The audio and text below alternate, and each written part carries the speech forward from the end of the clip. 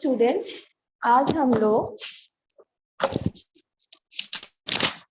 Biology का next chapter continue करेंगे और बायोलॉजी का चैप्टर फर्स्ट कंटिन्यू करेंगे।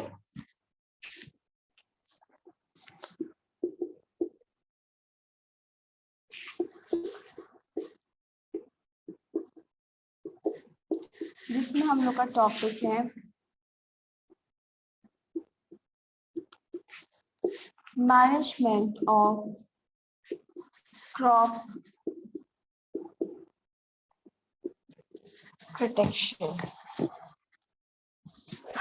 Unless there is proper management to protect the crops against weed, जब तक प्रॉपर मैनेजमेंट नहीं आ जाते हैं हमारी क्रॉप्स को हम वीड से कैसे प्रोटेक्ट कर सकते हैं, insect, paste and pathogens, crop productivity can not be enhanced merely by using good quality seeds, providing adequate irrigation facilities and employing beneficial cropping patterns. जब तक हमारी जो क्रॉप्स हैं वो वीड्स, इंसेक्ट्स, पेस्ट्स, पैथोजेंस इनसे प्रोटेक्ट नहीं होंगे तब तक हमारी जो क्रॉप्स की क्वालिटी है वो अच्छी नहीं हो सकती है।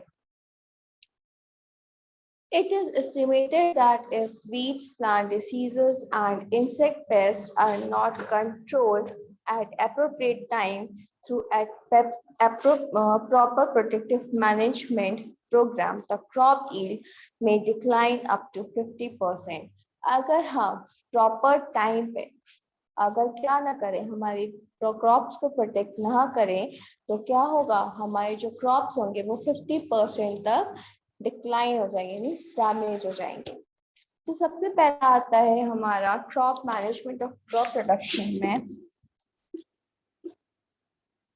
Weeds and there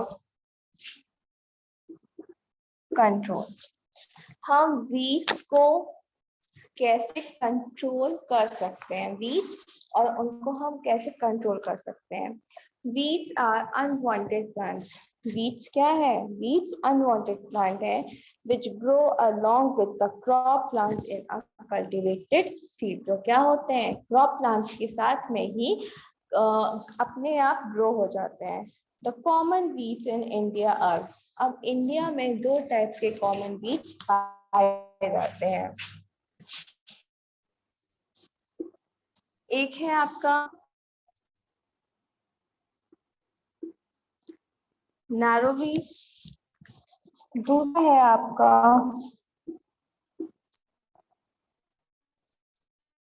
broad.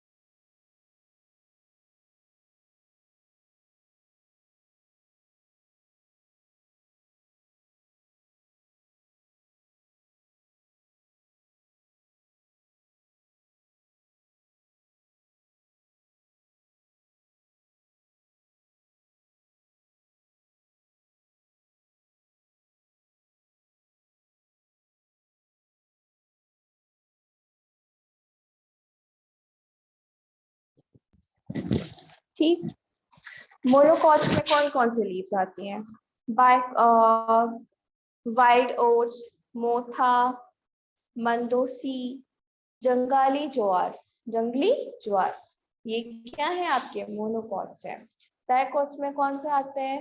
Gajjar घास, गोखरू, चौलाई, बथुआ, खुरी एंड हिरन खुरी, ये आपके किस में आते हैं? ये आते हैं आपके डाइकॉट्स में। अब harmful effects of weeds, weeds के क्या हार्मफुल इफेक्ट्स होते हैं, अब हम उसको पढ़ेंगे। Weeds compete with the crop plants for nutrition, space, light and water। Weeds किससे compete करते हैं क्रॉप प्लांट से? न्यूट्रिशन के लिए, स्पेस के लिए, लाइट के लिए और वाटर के लिए। This result in lowering the food grains quality and reduction in crop yield. और इसकी वजह से क्या होता है, जो क्रॉप का प्रोडक्शन होता है वो कम हो जाता है। Weeds harbor insects, pests and microorganisms and helps in their spread. जो बीज क्या करती हैं, इनमें बहुत ज्यादा इंसेक्ट्स, पेस्ट और माइक्रो ऑर्गेनिजम्स होते हैं और उनको क्या करती हैं, ये स्प्रेड भी करती हैं, मतलब फैलाते भी हैं। Certain species of wheat release toxic substance in the soil. कुछ स्पीसीज ऐसी है wheat की जो क्या करती हैं, सॉइल में टॉक्सिक सब्सटेंस को रिलीज करती हैं। These interface with crop growth, जो किससे रिलेट करता है, क्रॉप ग्रोथ में अफेक्ट कर देता है। Weeds get mixed up with crops during harvesting and lower its quality. Wheat किसके साथ में मिक्सअप हो जाता है, क्रॉप्स के साथ में मिक्सअप हो जाता है और क्या करता है, जो क्रॉप्स की क्वालिटी होती है उसको डिक्रीज कर देता है। Seeds of wheat germinate earlier and their seedlings grow faster than the main crop. और जो वीट्स के जो सीड्स होते हैं वो मेन क्रॉप से ज्यादा फास्ट ग्रो करते हैं। अब आता है मेथड्स ऑफ वीट कंट्रोल। हम ऐसे कौन से मेथड्स हैं जिनको यूज करके हम क्या कर सकते हैं, हम हमारे जो क्रॉप्स हैं उनको प्रोटेक्ट कर सकते हैं।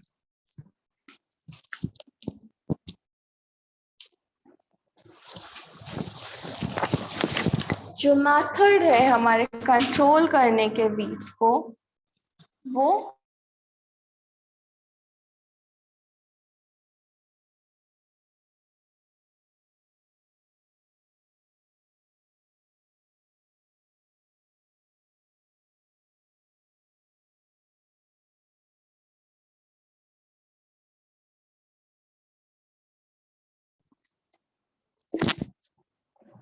कल्चरल मेथड, थर्ड है केमिकल मेथड, फोर्थ है बायोलॉजिकल मेथड। मैकेनिकल मेथड में क्या होता है, जो बीट्स होते हैं हम उसको क्या करते हैं, खुद हाथों से या रिमूव करते हैं, ठीक है। कल्चर में होते हैं उसी टाइम पे क्या कर देते हैं, सो करते हैं सीड्स को, फिर या तो इंटरक्रॉप पे या क्रॉप रोटेशन मेथड को अडॉप्ट करते हैं। फिर आते हैं केमिकल मेथड्स, इसमें हम बीट्स को वीडीसाइड के हेल्प से डिस्ट्रॉय कर देते हैं। फिर आते हैं आपका बायोलॉजिकल मेथड, इसमें जो नेचुरल एनिमीज है, ऐसे कुछ इंसेक्ट्स है जो क्या है, वीट्स के एनिमीज है, हम उनको भी यूज करके क्या सकते हैं, वीट्स को डिस्ट्रॉय कर सकते हैं। तो ये था आपका वीट्स का। अब हम पढ़ेंगे insect pest and their control. Insect species that destroy or damage crop plants are called it insect pest. वो पेस्ट जो क्या करते हैं, जो क्रॉप्स को डैमेज कर देते हैं, इसलिए हम उनको इंसेक्ट पेस्ट बोलते हैं। Almost all types of crop plants are attacked by one or more type of insect pest. इसलिए ऐसे कई सारे प्लांट्स हैं जो एक से ज्यादा इंसेक्ट से अफेक्ट हो सकते हैं। सम कॉमन इंसेक्ट्स आर, कुछ कॉमन इंसेक्ट्स हैं जैसे कि गुंधी बग, ये राइस को अफेक्ट करता है। शूट फ्लाई, ये वीट को अफेक्ट करता है। Shoot borer of sugarcane, mustard aphid, shoot borer sugarcane को और mustard aphid. Pod borer of chicken pea, chicken pea होता है आपका चना, छोले। Cotton bolls borer, weevil and grain weevil, ये कुछ इंसेक्ट्स हैं जो क्या करते हैं, हमारे क्रॉप्स को डैमेज कर सकते हैं। अब insect pest with 3 different feeding habits. Insects हैं जिनमें क्या है 3 different feeding habits हैं जो क्या करते हैं हमारे क्रॉप्स को अफेक्ट कर देते हैं.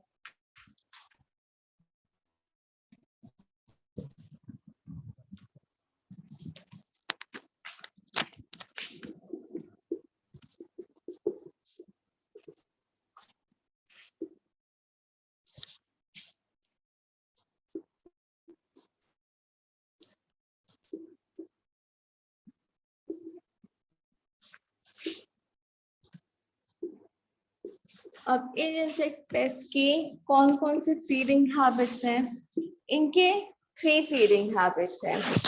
पहला है आपका चूइंग इंसेक्ट्स, जो इंसेक्ट्स च्यू करते हैं. सेकेंड आता है आपका स्टकिंग इंसेक्ट्स, जो इंसेक्ट्स क्या होते हैं चिपक जाते हैं.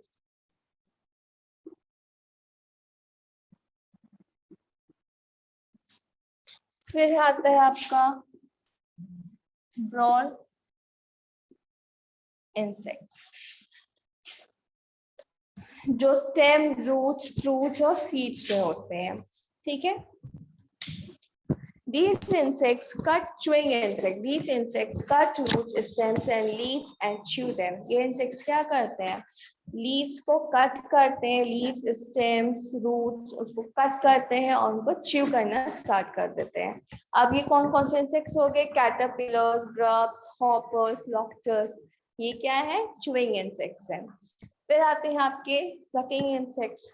These insects suck cells sap from various part of the plant. ये क्या करते हैं सेल्स को सक करते हैं, जैसे कि aphids, leaf hopper, plant bugs. ये क्या है आपके, ये है आपके सकिंग इंसेक्ट्स. फिर आते हैं आपके bore insects. These insects bore into stems, roots, fruits and seeds. ये इंसेक्ट्स क्या करते हैं स्टेम, रूट्स और लीव, सीड, फ्रूट, सीड्स में रहते हैं, जैसे कि होगा top borer, shoot borer, pod borer, cotton boll borer, grain बेबी. The borers are mainly larvae and caterpillars of insects. ये क्या आते हैं, ये ज्यादातर आपके लार्वे और कैटरपिलर इंसेक्ट्स ही होते हैं. ठीक है. फिर आता है आपका preventive measures of insect pest. अब इंसेक्ट पेस्ट के प्रिवेंटिव मेजर्स क्या है. सबसे पहला है clean cultivation.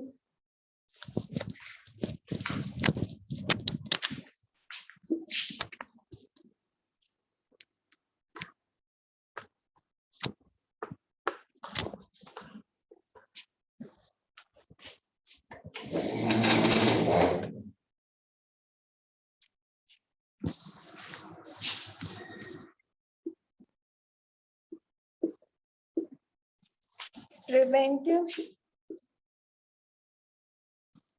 measures of insects. पहला है आपका क्लीन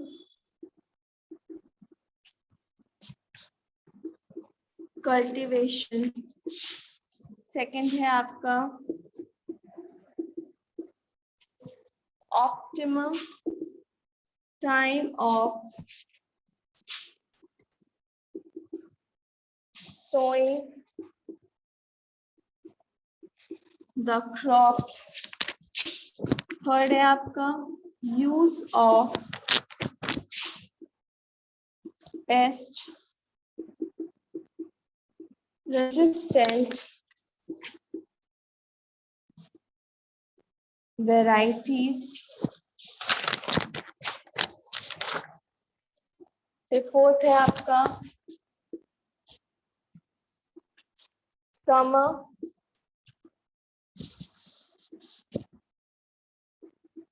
प्लकिंग. फिफ्थ है क्रॉप rotation and multiple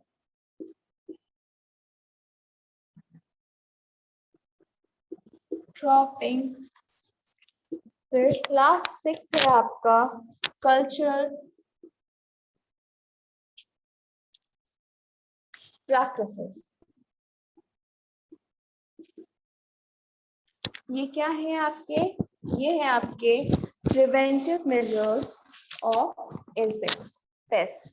हम कैसे इंसेक्ट पेस्ट से क्या कर सकते हैं, हमारे क्रॉप्स को प्रिवेंट कर सकते हैं।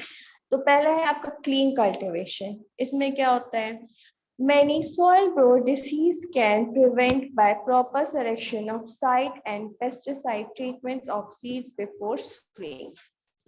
तो सीड्स को सो करने से पहले हम क्या कर सकते हैं, प्रॉपर सिलेक्शन कर सकते हैं और क्या कर सकते हैं, डिसीजेस से प्रिवेंट करने के लिए हम कौन से सीड्स या कौन से पेस्टिसाइड्स का यूज करें, ठीक है, इसका हम सिलेक्शन कर सकते हैं।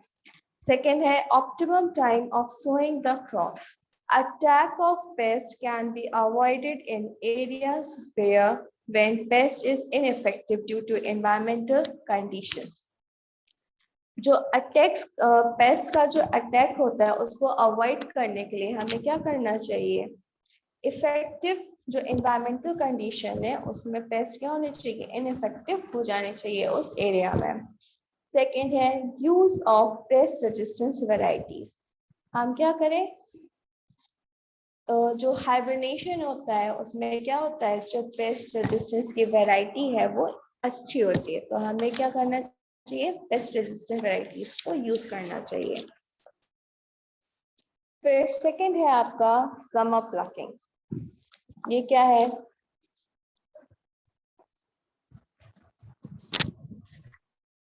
plucking field in summers and sowing seeds after leaving soil exposed to heat and sunlight for some time kills eggs and larvae। जो समर्स होता है इसमें क्या होता है, जब हम सीड्स को सो करते हैं तो सॉइल हमारी क्या हो जाती है, एक्सप्लोड कर जाती है हीट की वजह से, जिसमें क्या होता है, जो एग्स होते हैं, लार्वे होते हैं, वो मर जाते हैं। Seed sowing in such oil will be less susceptible to the attack of pest।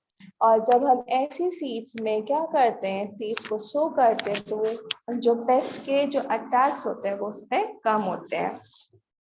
फिर आते हैं आपका crop rotation and multiple cropping. हम क्या करें, क्रॉप रोटेशन करें और मल्टीपल क्रॉपिंग करें।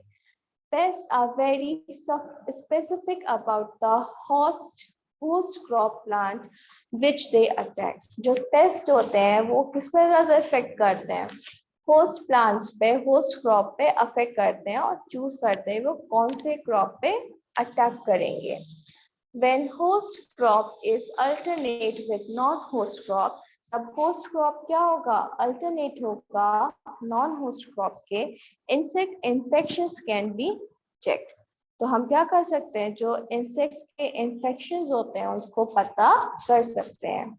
फिर आता है आपका कल्चरल प्रैक्टिसेस। कल्चरल प्रैक्टिसेस क्या है, distance between plants, depth of sowing time and amount of irrigation. तो डिस्टेंस होता है प्लांट का, उसके डेप्थ, सीड्स को सो करने की डेप्थ का, टाइम ऑफ इरिगेशन, किस टाइम पर और कितने अमाउंट ऑफ इरिगेशन कर रहे हैं। Time and methods of planting are some of the culture practice which can check the insect pest। ये क्या होता है, ये कल्चर प्रैक्टिस होते हैं जो क्या करते हैं, इंसेक्ट पेस्ट को चेक कर सकते हैं। अब आते हैं आपका कंट्रोल ऑफ इंसेक्ट पेस्ट। तो अभी तक हमने क्या पढ़ा था, प्रिवेंशन पढ़ा था, अब हम क्या पढ़ेंगे, अब हम कंट्रोल पढ़ेंगे। यूज ऑफ पेस्टिसाइड्स, हम किसका use,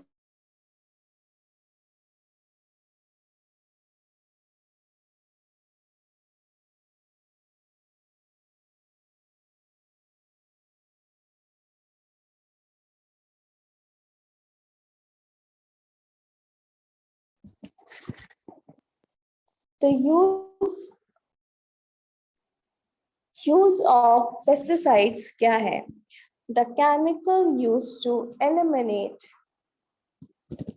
the chemicals used to eliminate pests are called it pesticides।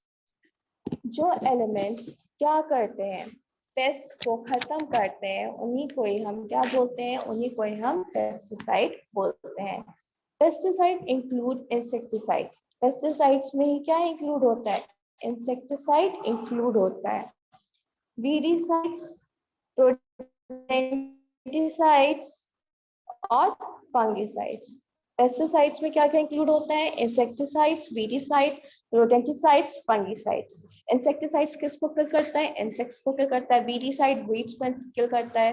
Rodenticides rats को किल करते हैं। फंगिसाइड्स फंगी को किल करते हैं।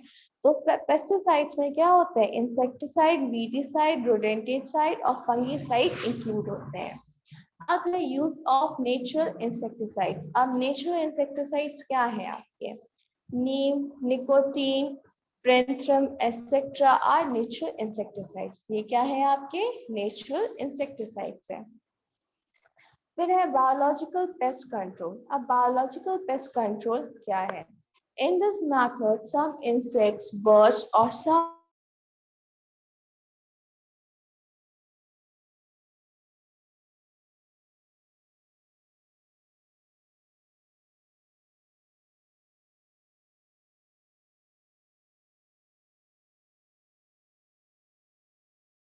जो अफेक्ट करते हैं उनको सेलेक्ट करके क्या करते हैं, किल करते हैं।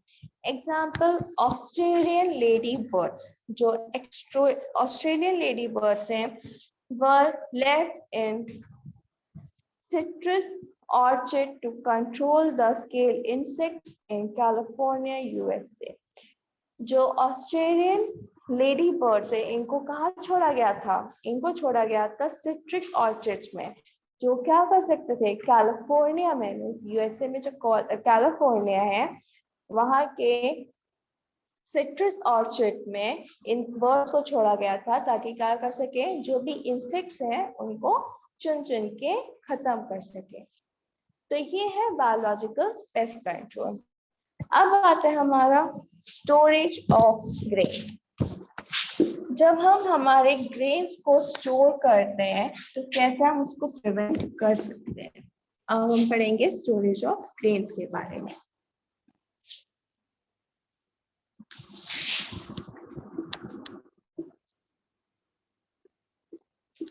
Storage of grains.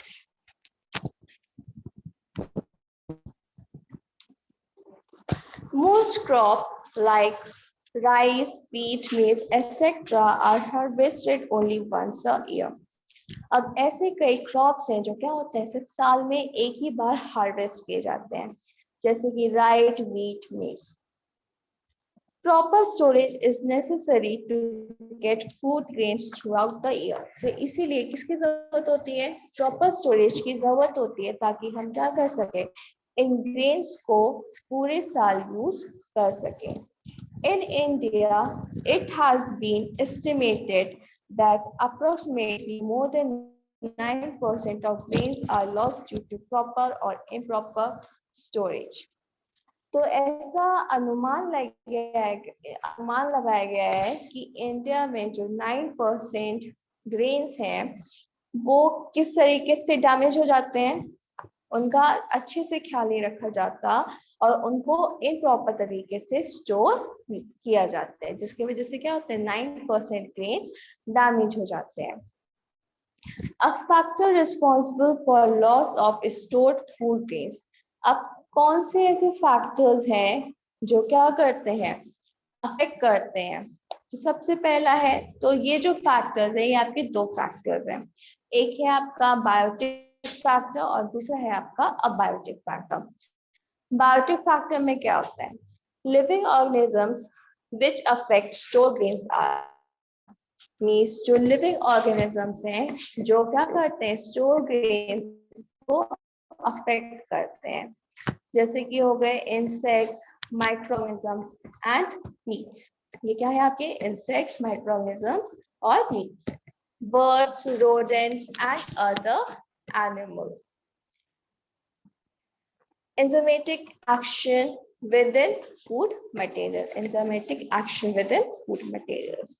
तो ये क्या है आपके बायोटिक फैक्टर्स है। अब अबायोटिक फैक्टर्स क्या है, The non-living environmental factors that damage stored grains. ये non-living organisms है जो किसको damage करते हैं? Stored grains को damage करते हैं.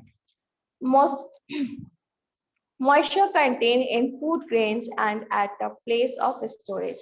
अगर जहाँ पे grains को store करा गया है वहाँ पे moisture present है, वो क्या करेगा? जो हमारे stored grains है उनको damage करेगा. Humidity of air, air में जो humidity होती है वो भी क्या करती है? हमारे grains को damage करती है.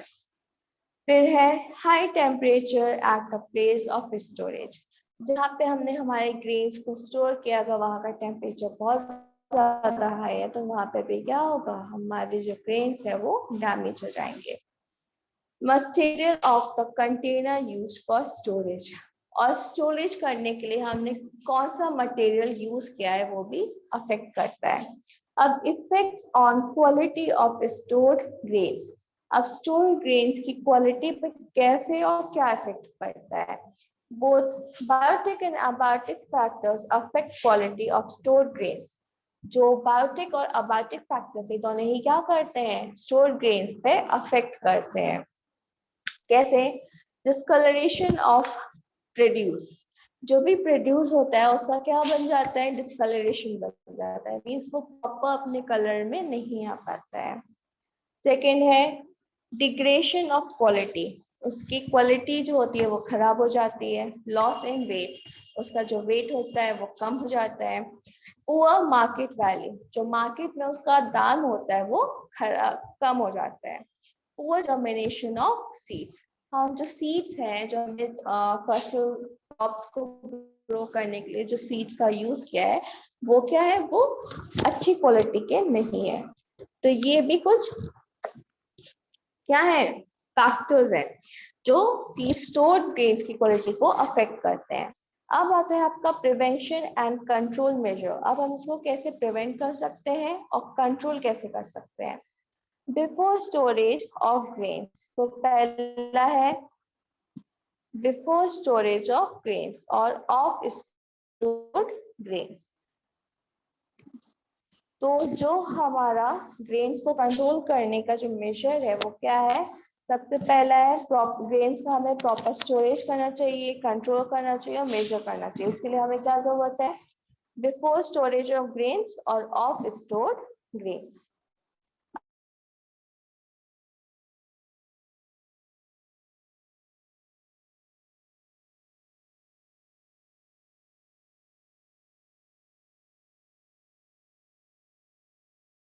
At the time of harvesting, the moisture contained in grain is about 15 to 35%. Harvesting के टाइम पे ही हमारे क्रॉप्स में जो मॉइस्चर होता है वो 15 to 35% प्रेजेंट होता है.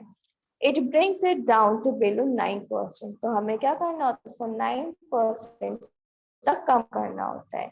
Grains are dried in sun by spreading over plastic sheet or cemented floors. अगर हम grains को सनलाइट में डाल दें किसी प्लास्टिक शीट के ऊपर या फिर सीमेंटेड फ्लोर पे तो क्या होगा? जो सीड्स होंगे वो हमारे ड्राई हो जाएंगे.